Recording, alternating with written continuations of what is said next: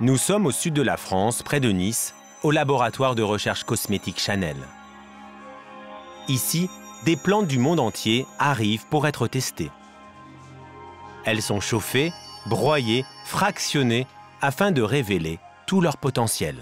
Alors, la fleur d'or qu'on a vue cueillie en Inde, qui est extraite sur place, la fleur fraîche, arrive sous la forme d'un extrait primaire. C'est ce qu'on reçoit en France, c'est la forme brute, c'est cette fameuse soupe moléculaire dans laquelle sont une infinité de molécules. Et dans cette soupe moléculaire, on va créer l'actif final. Et pour isoler les molécules les plus performantes, l'équipe scientifique a mis au point cette machine. Elle a été créée spécialement pour la fleur d'or. La technologie de polyfractionnement est exclusive à la marque. Elle est le fruit de 10 années de recherche. Nous insérons dans cet appareil un extrait de fleur d'or qui va ensuite passer le long de ce corps ici. Et selon les paramètres physico-chimiques que l'on a mis en place, nous allons avoir une séparation de certaines molécules. Et ce sont les molécules que nous souhaitons éliminer de notre extrait, tout en concentrant les molécules actives. L'avantage de cet appareil-là, c'est qu'on va conserver les molécules. On ne va pas les abîmer.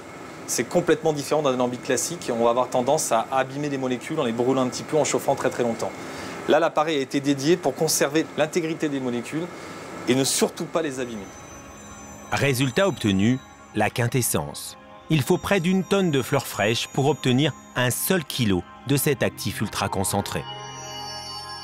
Ultime étape en laboratoire, les tests d'efficacité de cet actif issu de la fleur d'or. Les résultats obtenus sur des peaux reconstruites sont spectaculaires. Sur l'image de gauche, vous voyez, c'est une peau non irradiée aux UV. Sur cette image au centre, cette même peau a été irradiée aux UVB. Et on peut voir en effet qu'il y a une accumulation des taches marron. Ces taches marron témoignent de l'accumulation des toxines liées à l'ADN.